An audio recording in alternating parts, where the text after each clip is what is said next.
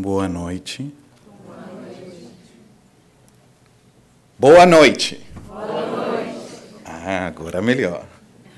Meus amigos, é com muita, mas muita felicidade que encontro-me pela primeira vez neste ponto de luz para a gente poder conversar, trocar algumas ideias sobre a maravilhosa doutrina espírita, os pontos de renovação, de crescimento e que mais? Do Evangelho. Porque ao falar de Evangelho, a gente fala de boa nova, boa notícia. E uma boa notícia só se dá com alegria. Inicialmente peço desculpas aos amigos, pois mesmo morando eu há 19 anos no Brasil, ainda continuo com este sotaque. Acho que vou levar para outras vidas. Mas se durante a exposição cometer alguma falha, peço por gentileza que vocês me corrijam. Tudo bem? Então vamos lá. Conto isto porque meu filho me diz assim: meu pai, você está tanto tempo no Brasil, ainda não fala direito português? Eu falo: pior que isso, meu filho, até estou esquecendo o espanhol. Aí que vou ficar mudo. Mas muito bem. Meus amigos, tive a oportunidade de conhecer 20 países, o movimento espírita. Estive durante 12 anos na Federação Espírita Brasileira, no Conselho Espírita Internacional. E tem um trabalho de uns companheiros espíritas que muito me chama a atenção.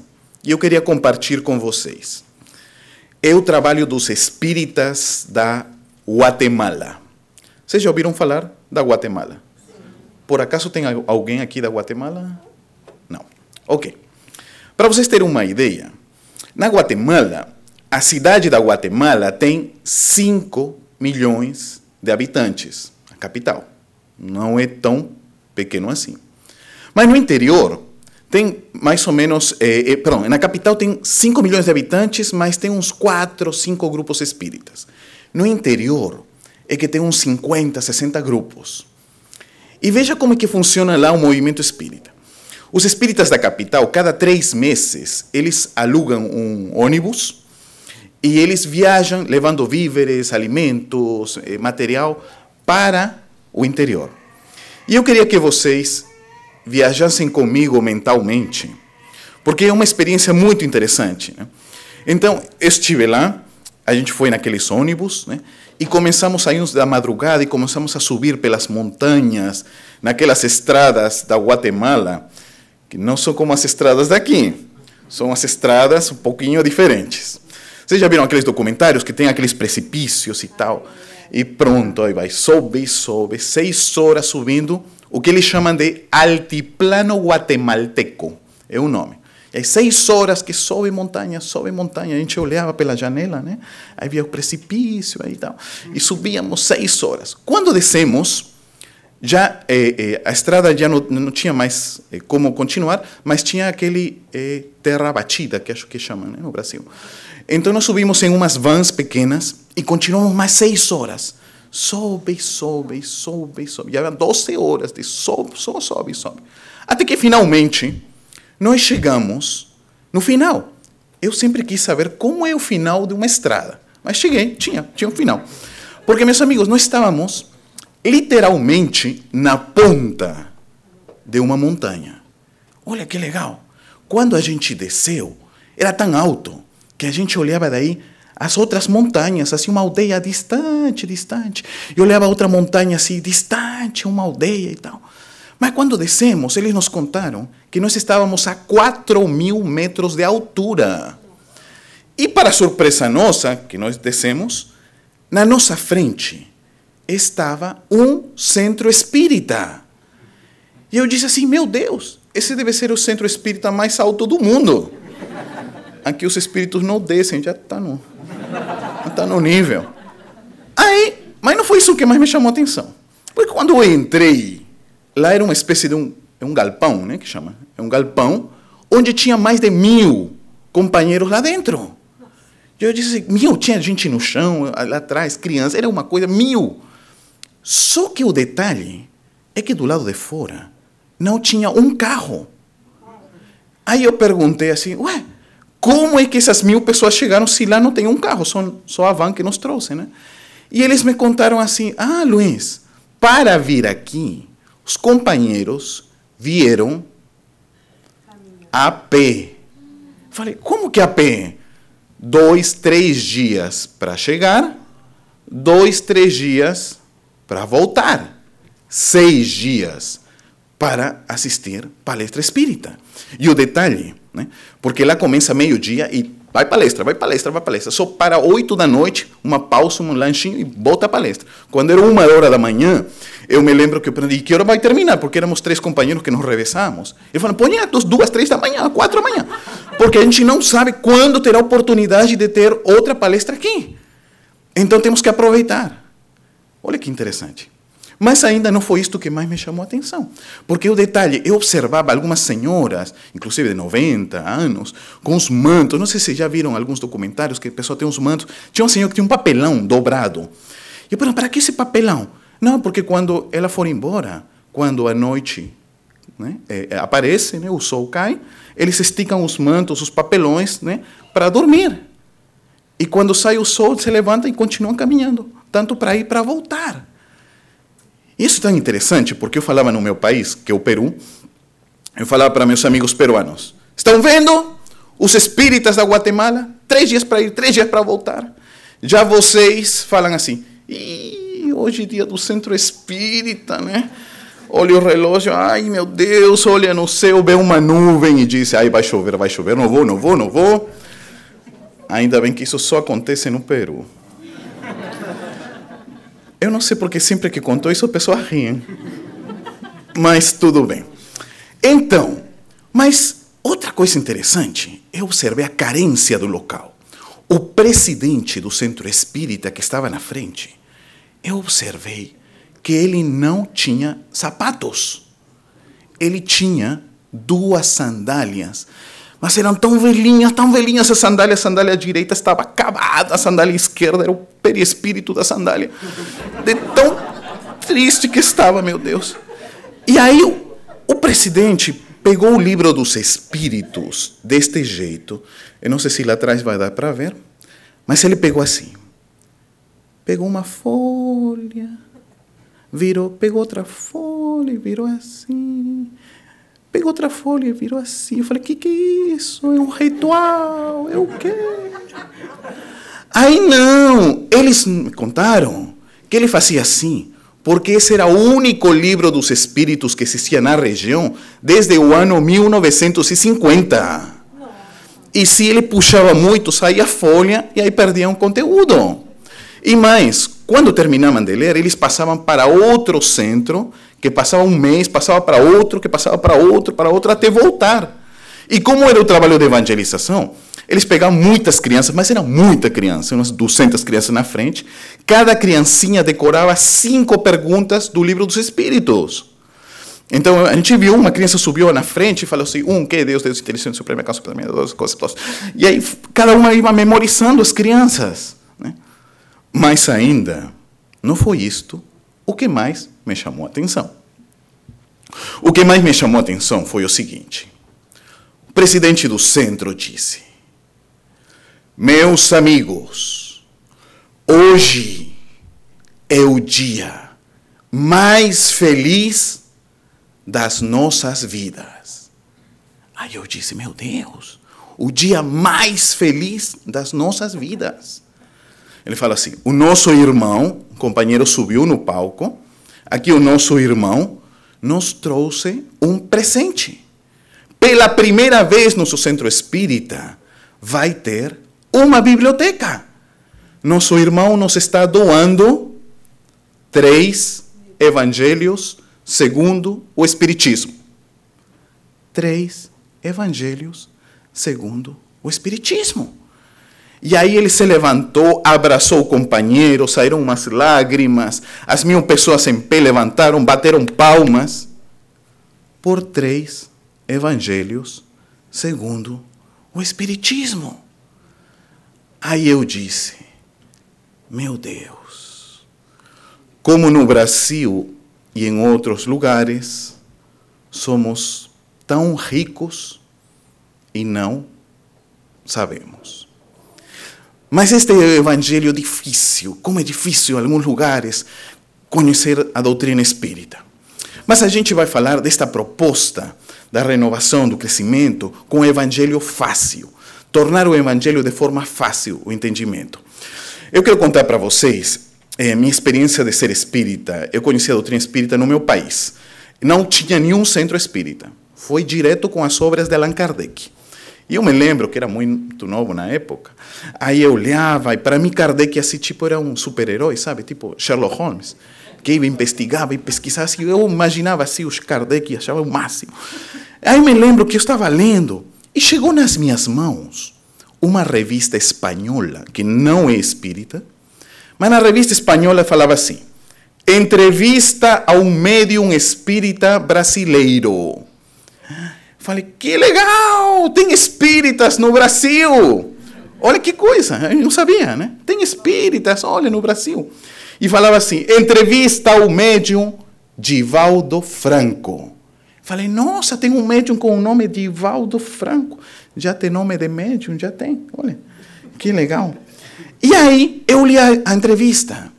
E eu me lembro até hoje, porque a repórter pergunta, Senhor Divaldo Franco, diga-nos, o que é ser espírita? E eu estava começando a estudar a doutrina espírita. E eu também queria saber o que é ser espírita. E Divaldo responde, vocês querem saber? Estou segurando o Ibope aqui. Muito bem. O que é ser espírita? Divaldo disse, espírita é a pessoa que encontrou um grande tesouro. Espírita é a pessoa que encontrou um grande tesouro. Porque enquanto a ciência já foi a outros planetas, viajamos pelo cosmos, deciframos as moléculas, DNA, enfim, não deu a resposta básica à humanidade. Quem é você? Qual é o objetivo da vida? O que você está fazendo aqui? Para que tudo isto? Para quê? E este é o tesouro que traz a doutrina espírita, dar sentido a nossas vidas. Somos seres imortais, vimos evoluindo milênios e vamos a ser seres de luz, rumo à felicidade. Olha que legal, tudo tem um objetivo, tudo está entrelaçado a uma ordem divina. Então esse é o tesouro que traz a doutrina espírita. Aí eu me lembro que eu falei, mãe, olha que legal, tem um tesouro. Minha mãe, cadê o tesouro? É interior. Fala, é um tesouro interior. Minha mãe, isso não serve. Aí eu falei, serve. Muito bem. Aí eu fui morar no Brasil. E no Brasil, com meus filhos moram na Bahia, eu moro em Brasília, eles passavam as férias, e a gente percebeu que para essa geração, e principalmente os que estão entre 11 e 15 anos, quase não temos material. Tem para os pequenos, temos para os adultos e os do meio. Então, era difícil. No meu caso, eu sou designer, então a gente começou a fazer uns infográficos. E fruto desse material, que a gente transformou no que a gente vai apresentar agora. Tudo bem? Vamos lá. Esse material se transformou no que chamamos de Evangelho Fácil. Temos a coleção Espiritismo Fácil, Reencarnação Fácil. E aqui, vamos mostrar aqui, na nossa ilustração, uma única, como chamou? Lâmina, uma única folha, nós temos os 15 princípios espíritas. Todo o espiritismo está aqui. Os aspectos da doutrina onde atinge, científicos, filosóficos, ético-morais, religiosos, do lado direito os princípios de Deus, do lado esquerdo da imortalidade da alma. Eu posso me mexer aqui? Está gravando? Posso me movimentar um pouquinho? Tá. É rapidinho aqui. Meu laser. Esses princípios daqui são de Deus. E estes princípios daqui, da imortalidade da alma. A base de tudo, o Evangelho de Jesus. Tem um detalhe que eu queria mostrar aqui para vocês. A gente tem, que é o seguinte. A gente é adiantado. Eu que sou... A gente é muito adiantado aqui. Olha aqui. Pronto. Valeu, obrigado. Agora sim. Muito bem. Eu que estou atrasado. Vamos. Muito bem. Esses textos pequenininhos são os que Emmanuel passou ao Chico Xavier e a gente fez o trabalho de diagramação. Ok? Então nós temos aqui Deus, elementos do universo, leis morais, ação dos espíritos na natureza e desse lado da imortalidade, espírito, perispírito, influência espiritual, mundos habitados, mundo espiritual, causa, efeito, justiça divina, mediunidade, livre-arbítrio, evolução, progresso, reencarnação e a base no Evangelho de Jesus. Então, falando com meus filhos, olha que detalhe. Falei, meu filho, está na evangelização, não é? É, meu pai, a gente está há vários anos. Pergunta, façam o teste com os seus filhos. O que é evangelho? O que é evangelho? Aí meu filho me falou, meu pai, evangelho é a boa nova. Falei, muito bem. Mas o que é a boa nova? É o que falou Jesus. E o que falou Jesus é sobre o amor. E o que falou sobre o amor é o que está escrito aí no Evangelho. Aí o espertinho me deu uma volta. Falei, não, poxa, você está anos na evangelização, não sabe o que é Evangelho. Então vamos lá. Vamos tentar aqui, em meia hora, tentar fazer o resumo. Vamos lá. Fonte. A caminho da luz, Espírito Emmanuel, médium Chico Xavier. Emmanuel conta no primeiro capítulo que lá no mundo espiritual existem uma espécie de escolas ou universidades do além, onde os espíritos superiores estudam a chamada ciência de todos os tempos. De lá que Emmanuel trouxe essa informação, Chico psicografou e a gente ilustrou. O que conta Emmanuel? Emmanuel disse, todo mundo está vendo aqui o Sol, sim? Os planetas. Essas estrelinhas são as equipes de espíritos puros. Emmanuel conta que quando o Sol estava em formação e tinha sua nebulosa, existia uma comunidade de espíritos puros de um nível assim angélico, os quais se reuniam pela primeira vez. E eles decidiram a formação dos planetas. Um desses espíritos puros era Jesus. Quer dizer que, segundo Emmanuel, esse planeta que estamos pisando agora, antes de existir, já existia o Espírito Jesus na condição de formar planetas. Mas Emmanuel continua. Emmanuel disse que uma vez a Terra e os planetas estavam formados, a vida chegou no planeta e tal, existiu uma segunda reunião dos espíritos puros, nos quais eles decidiram e programaram a vinda desse espírito construtor no planeta, para quando existe uma humanidade que tivesse a mínima capacidade mental, sentimental, de poder entender que existe um mundo maior. Este mundo maior, ao qual todos nossos objetivos da vida devem ser colocados. É o que Jesus chama do reino dos céus. É o mundo dos espíritos crísticos. E mais, o Evangelho seria o idioma dos espíritos puros. Tudo bem aí? Vamos lá. Emmanuel prossegue dizendo que a Terra chega nos seus 18 anos de vida cósmica. Aqui a maioria de idade é com 18? 16? 21? 21. Ok. Então, a Terra deixa de ser adolescente para ser adulto jovem.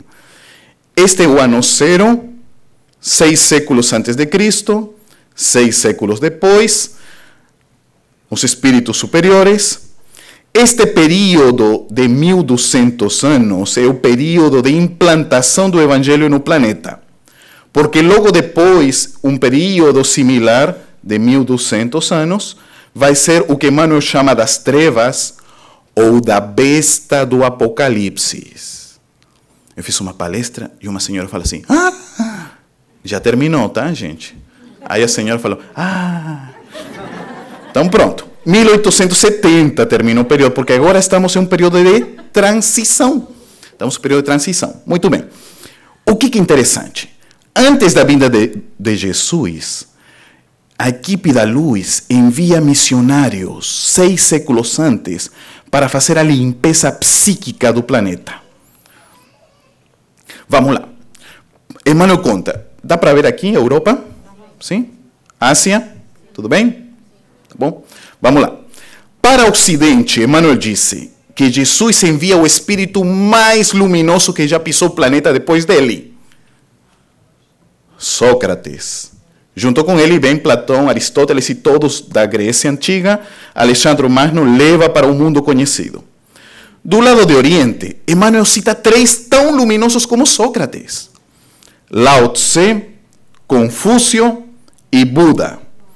Aí eu falava para meus filhos, né? Meus filhos, vocês já ouviram falar do Buda? Meu filho falou, meu pai é aquele Deus gordinho, né? Que você faz um carinho na barriguinha e dá sorte. Aqui também tem essa crença? Tem. Quem que inventou isso, meu Deus? Vamos lá. Confúcio. Meu filho, o que criou a confusão? Não é isso não, mas tudo bem. Lao Tse. Meu pai, esse nunca ouvi falar. E eu confesso que pouco sabia do Lao Tse.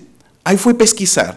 Descobri que Lao Tse foi mestre de Confúcio. Aqui nós temos o taoísmo, o caminho, confucionismo, budismo, doutrinas socrático-platônicas. Todas têm a mesma fonte. Todas são o evangelho, apenas falado em lugares diferentes. E a gente na Terra pensando que são doutrinas contrárias, quando é o mesmo. E mais ainda, ao ler Lao Tse, eu fiquei impressionado com o nível filosófico de Lao Tse. Eu vou contar uma frase, vou falar apenas uma vez, para que vocês vejam o nível de Lao Tse. Lao Tse disse: as palavras sinceras não são agradáveis, mas as agradáveis não são sinceras. Eu vou repetir. As palavras sinceras não são agradáveis e as agradáveis não são sinceras. Aí eu me lembro quando algumas moças postam uma foto no Facebook e as amigas colocam: linda, arrasou, não sei o quê, tá? Aí você se lembra do Lao Tse, tá?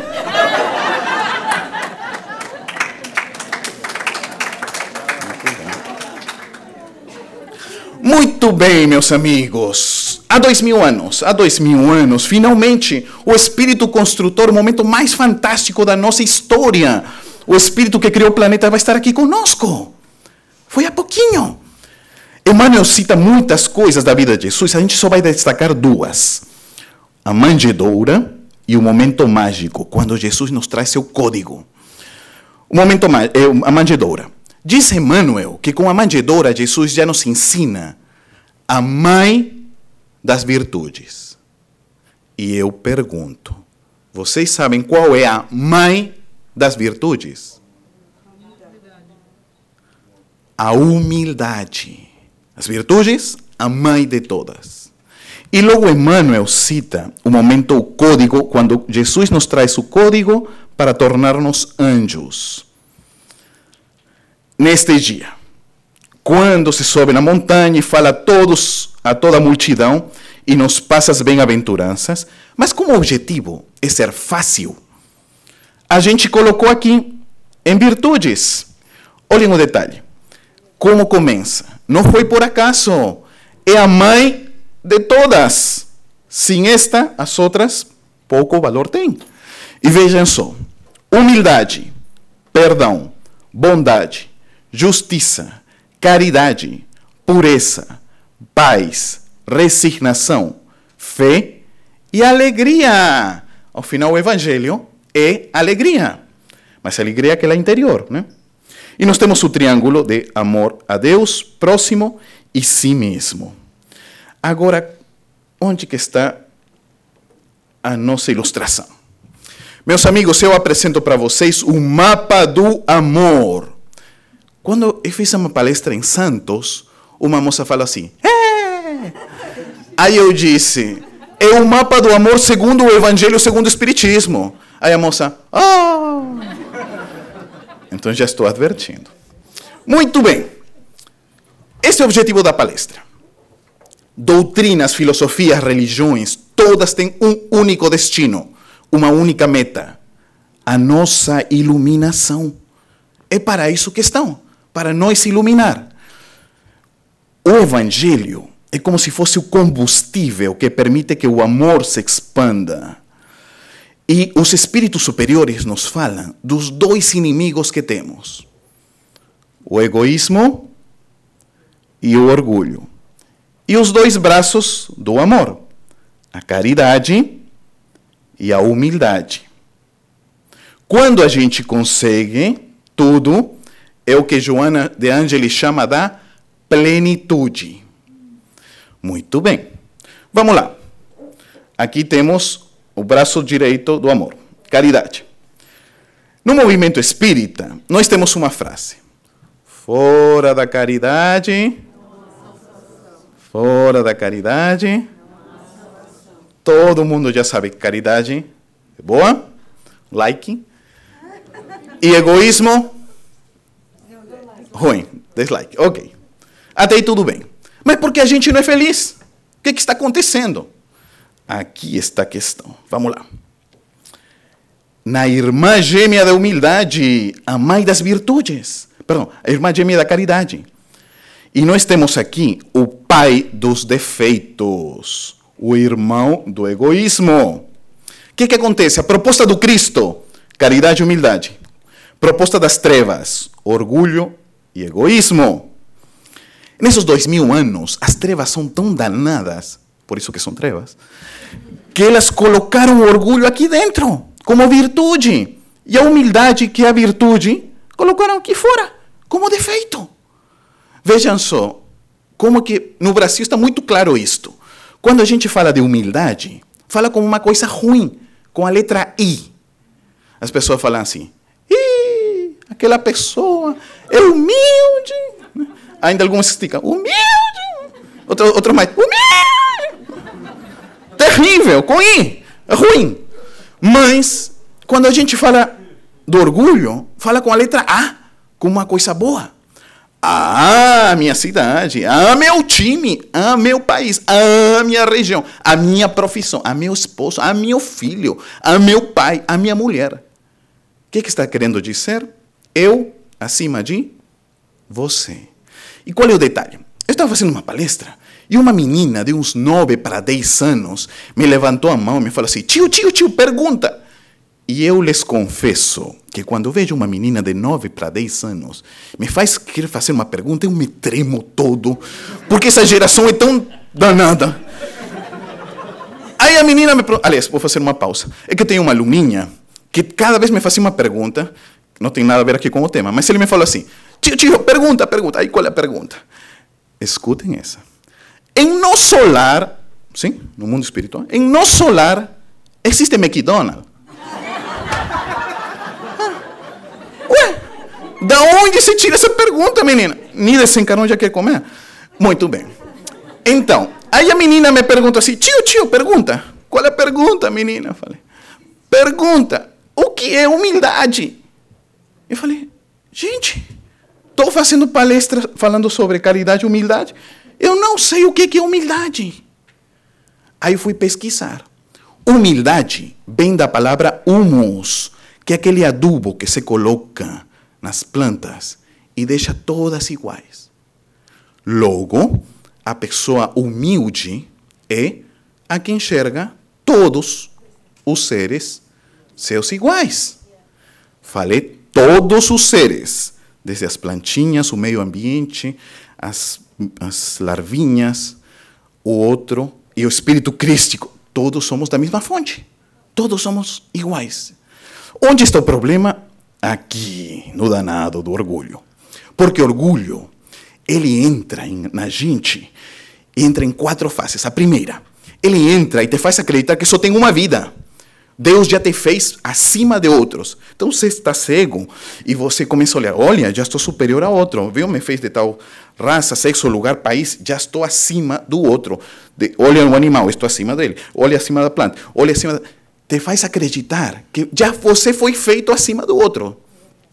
Segundo item, o orgulho te diz assim, não existe ninguém igual a você. Se alguém na rua, por exemplo, te pisa o pé, você não perdoa nem desculpa, porque você está acima, ele não é teu igual. Você se sente superior ao que está do lado. Só que o do lado também é o do lado. E o do lado, do lado, do lado, do lado, do lado, do lado. E é como uma praga que entra nas cidades, nos países, nas nações. E todo mundo achando-se superior ao outro. O que impede o perdão. Mas ainda, né, se você por acaso ver que o outro tem alguma coisa superior, vai encontrar um defeito. Ou a nariz, ou o cabelo, ou a roupa. Né? A gente tem que baixar. É terrível. Mas o orgulho entra na fase 3. Fase 3 diz, você é superior ao conjunto. Seja você superior à família, ao grupo, à cidade. Então, por exemplo, você está numa fila e você entra na fila e você diz, os outros que são bestas, né? Eu, que estou acima de tudo, não. Ou você está jogando um lixo, né, na rua, né? Os outros que respeitem as leis. Eu, que estou acima, não. Mas o orgulho entra na fase 4, que é a pior de todas. Ele entra e te deixa totalmente cego. Você não escuta mais conselho, não escuta mais ninguém. É tipo o Senhor dos Anéis. Todos já viram o Senhor dos Anéis, sim? Você lembram do Sméagol? Ok, te coloca um anel e o poder te entra, te cega com todo o orgulho e te diz, você é superior a Deus. Ou Deus não existe, ou você está acima de tudo, das leis. Então você fica sem limites. E, como disse o bispo de Argel no Evangelho segundo o Espiritismo, quando o orgulho chega no nível máximo, é sinal de queda próxima. Então, meus amigos, enquanto o orgulho está aqui dentro, a gente não consegue a nossa plenitude. Porque é o seguinte, quando o espírito está em equilíbrio, o corpo está em equilíbrio. Saúde. O espírito, quando está em desequilíbrio, corpo em desequilíbrio, doença. O espírito em equilíbrio, mente em equilíbrio, paz, prosperidade, felicidade. O espírito em desequilíbrio, a mente em desequilíbrio, tristeza, depressão, infelicidade. Então, aqui está a fórmula muito fácil e grátis. É o código do Cristo para a nossa iluminação. Mas vamos aqui, a gente falou do passado, do presente e vamos falar aqui do futuro. O Evangelho do futuro. Vamos lá. Eu quero contar uma experiência que é a seguinte. Eu estive na cidade de Juazeiro da Bahia. Não sei se tem algum baiano aqui. Deve ter alguns baianos. Ok, muito bem. Meus filhos moram em Juazeiro e a cidade de Juazeiro é muito especial porque do lado direito está Juazeiro, do outro lado está Petrolina e no meio tem o rio São Francisco. Então eu estava lá e falei assim, meus filhos, olha, está hoje um solzinho tão legal, né, que no Nordeste brasileiro o sol, os espíritos puros capricham, hein? Então, olha, a luz do sol está tão bonita, vamos tomar um banho no rio? Aí meu filho me falou, vamos, meu pai. Eu fui com o sobrinho. Aí nós três fomos lá, levamos uma bola, né? E a gente estava no rio. Eu falei, vamos tomar assim, vamos jogar um vôlei e tal. Só que a água estava muito baixa. Eu falei, meu filho, está muito baixa, vamos entrar um pouquinho mais. E a gente entrou, a água estava por aqui, está muito baixa ainda, meu filho, vamos entrar um pouquinho mais. E meu sobrinho também, entramos. A água estava por aqui, eu falei, ainda um pouquinho mais dá. A gente entrou um pouquinho mais, quando a água estava por aqui, eu falei, epa, só que como eu estava com a bola, eu não senti mais os pés. E a correnteza estava me puxando. Eu falei, meu Deus, a correnteza me puxando, não sinto mais. Quando eu vejo o meu filho fazendo assim. Ele também estava sendo arrastado. E eu pergunto, e o meu sobrinho, o Bruno, cadê o Bruno? Meu filho, o que é isso? Está embaixo da água. Como que está embaixo da água? É que ele não sabe nadar. Falei, você me vai contar isso aqui no meio do rio? Meu Deus do céu, o menino não sabia nadar. O que aconteceu? Que o menino foi, né? Subindo. Estava caminhando, né? A água passou e ele estava embaixo da água. Aí quando eu vejo este nível da água, eu vejo ele subindo. Eu falei assim, Bruno. E agora? Aí de novo. Aí, eu falei, Bruno, segura a bola. O menino estava desencarnando na minha frente. Aí eu falei, toma Bruno a bola. Aí ele não pegou a bola. Aí eu falei, meu Deus, e agora? Aí o que eu faço? Aí eu lembrei de um seriado dos anos 80, alguém vai lembrar talvez, que era Baywatch ou esse Malibu, não sei se alguém lembra. Sim, lembram desse seriado? Pronto. Aí eu me lembrei que para resgatar uma pessoa que se está afogando, né, tem que puxar aqui, né? Aí eu falei, pronto, eu mesmo. Aí me aproximei. Aí falei, vem Bruno. Aí eu puxei aqui da cabeça, do pescoço. Ele respirou. Mas o problema é que eu só assisti um capítulo. Aí eu não lembrava mais o que tenho que fazer. Aí pronto, e agora? Aí, os dois embaixo da água arrastados pela correnteza, porque água de rio é diferente do mar. O mar te puxa, o rio não. E tem correntes internas. Aí eu com o menino, e agora, meu Deus, com o menino aqui, em fração de segundos eu pensei, se eu solto ele desencarna. Mas se eu não solto, os dois desencarnamos. Olha que dilema. Aí eu peguei um impulso e gritei assim para o pessoal lá do fundo da orla. Ajuda. Novamente embaixo. E aí falei, meu Deus, as forças estão indo embora. Aí eu pensei, olha a coisa que espírita pensa, né? Eu pensei assim, não acredito que na hora de fazer o planejamento reencarnatório, na hora de preencher o contrato, eu coloquei, vou desencarnar no Rio São Francisco. E ainda assinei isso, puxa que burro, meu Deus. Aí de novo, ajuda com o menino aí, ajuda. E novamente embaixo. Gente, agora as forças já não estão dando mais. Aí que eu disse, Doutor Becerra, me ajuda, Doutor Becerra. Porque quando a gente está em terra firme, poucas vezes a gente lembra do Doutor Becerra. Mas lá embaixo da água, foi o primeiro que veio na minha cabeça. Doutor Becerra, me ajuda. Eu falei, ai meu Deus, já acabou, agora sim acabou. Aí novamente eu saí para cima, ajuda, e eu para baixo. E quando estava abaixo, eu falei, acabou, as forças não dá mais, não vou poder mais segurar isto. Eu falei, pronto, não vou soltar o menino, não vou soltar.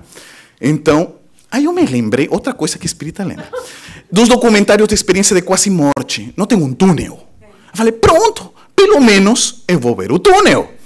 Grátis que não vai ser. Túnel eu vou ver.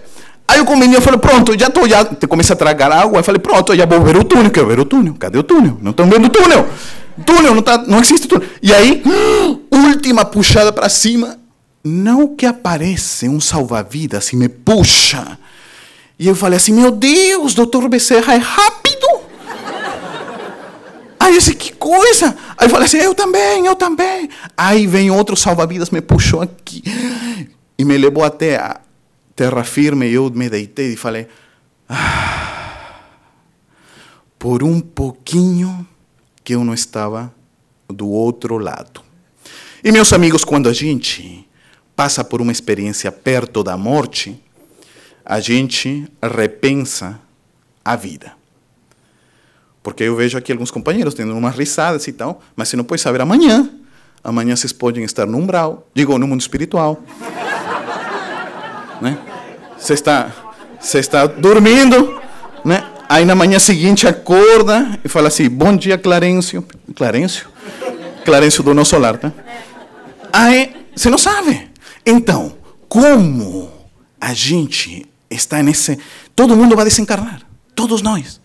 E aqui está a doutrina espírita com esse tesouro para nos dar o conteúdo. Então a gente não pode mais segurar o conteúdo, temos que levar para frente. Eis por isso que quero comentar o detalhe. Ainda temos uns 15 minutinhos? Vou lá. É porque quero contar o seguinte. Tenho um amigo espiritual que de tempo em tempo se aproxima em algumas psicografias. E ele veio e me disse assim: Luiz, anota essa mensagem. Eu falei: o que é?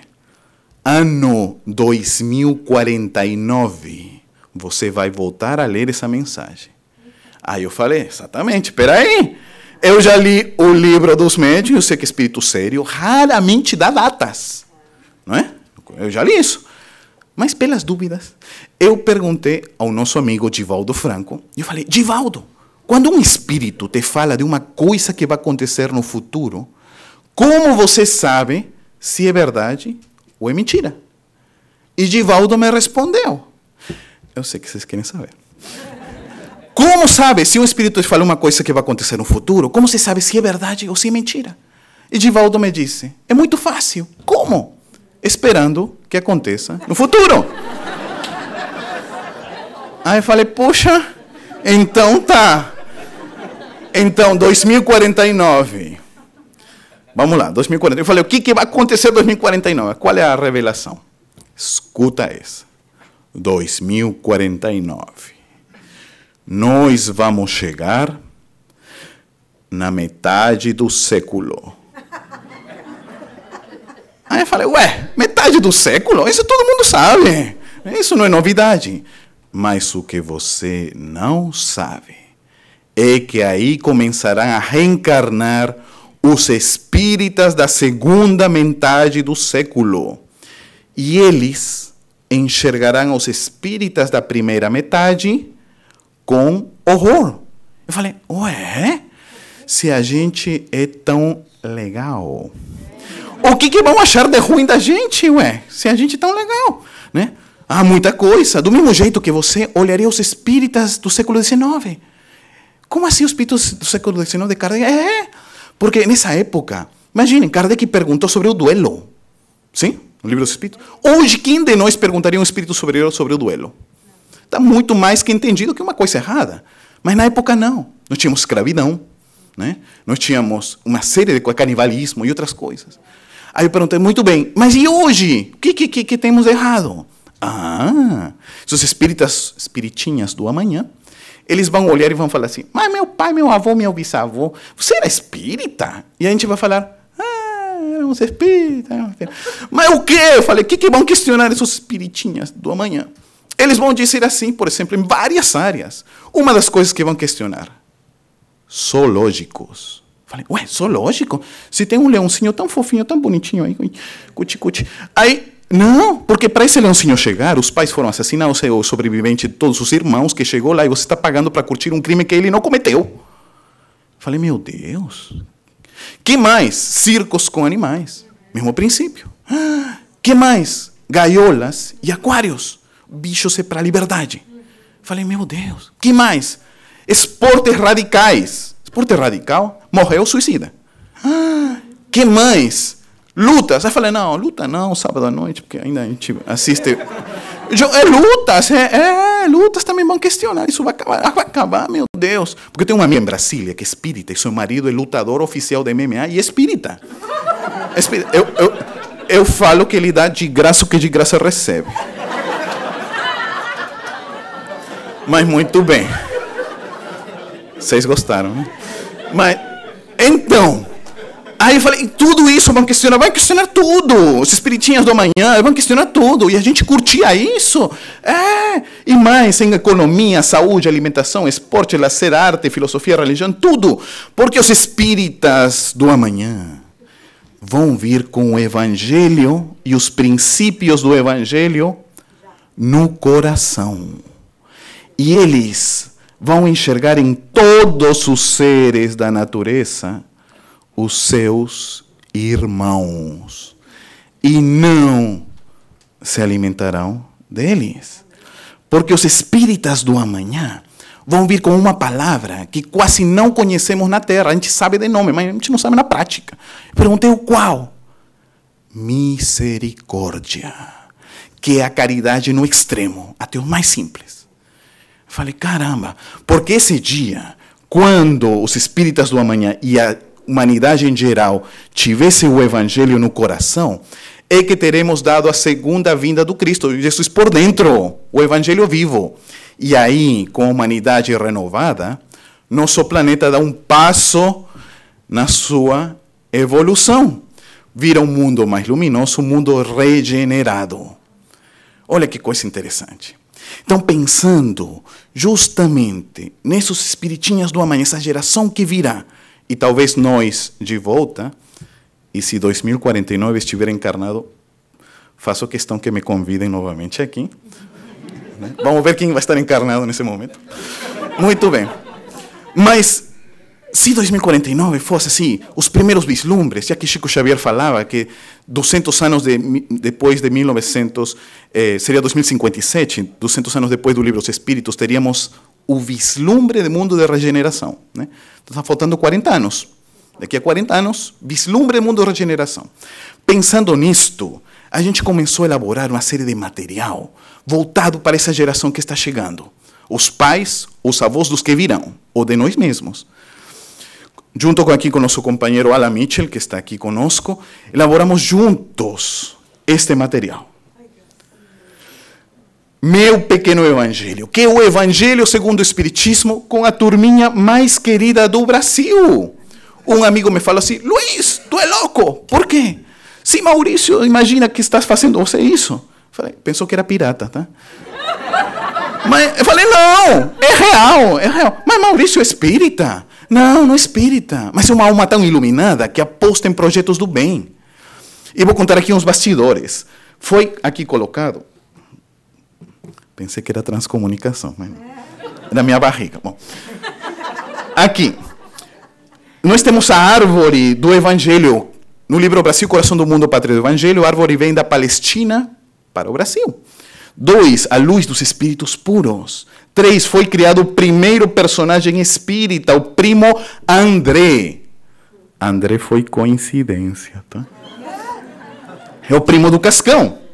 Então, muitos já conhecem, mas aqui não conhecem, assim, só uma pinceladinha. Aqui temos a Mônica com o Sansão, prontinha para dar uns carinhos em Cebolinha. E o Cascão. Aí eles vão para a casa do Cascão e o Cascão fala assim, Mônica, você não nos vai bater. Mas por quê? Estamos com visita. Visita? Quem é esse aí? Ele fala assim, oi meninas. Quem é? É meu primo André. Primo André? Não conheço, não. Ele é espírito.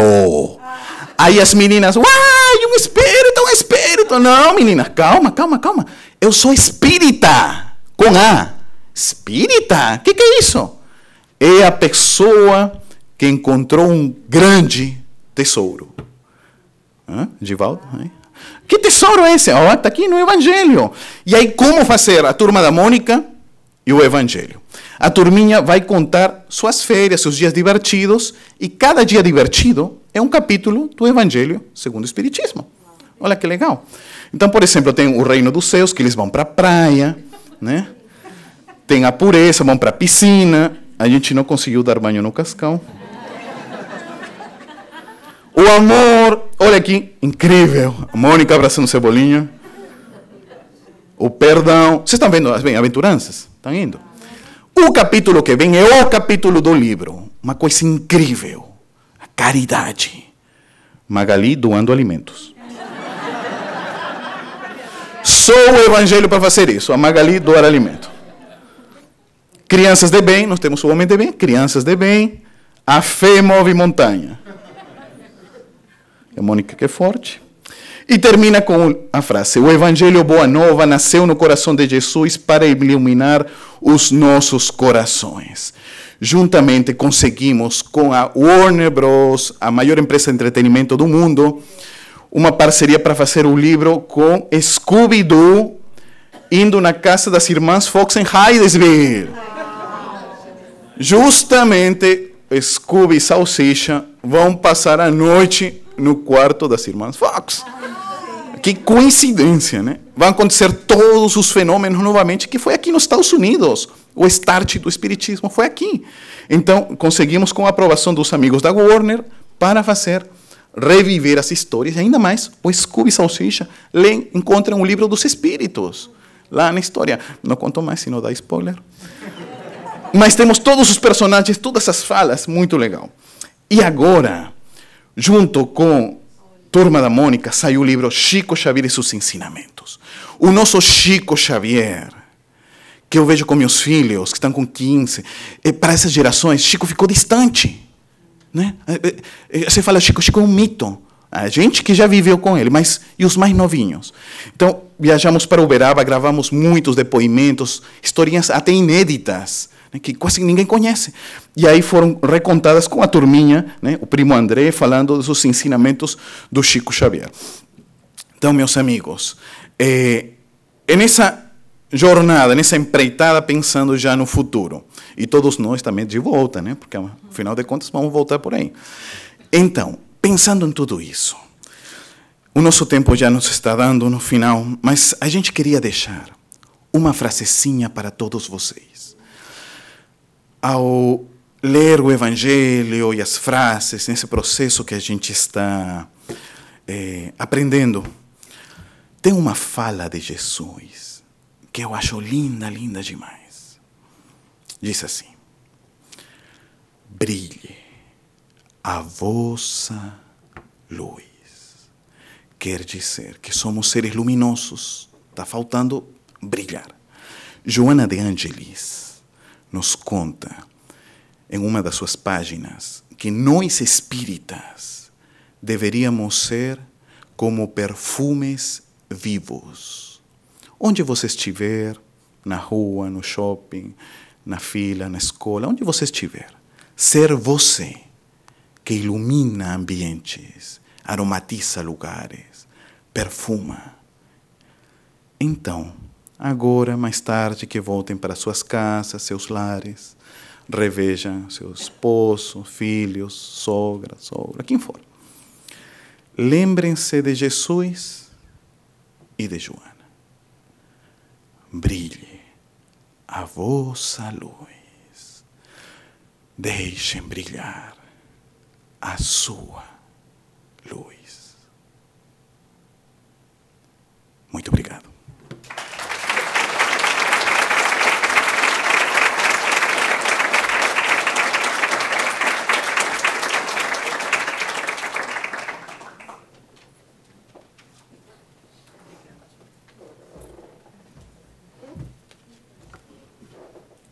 Eu ainda estou em estado de choque.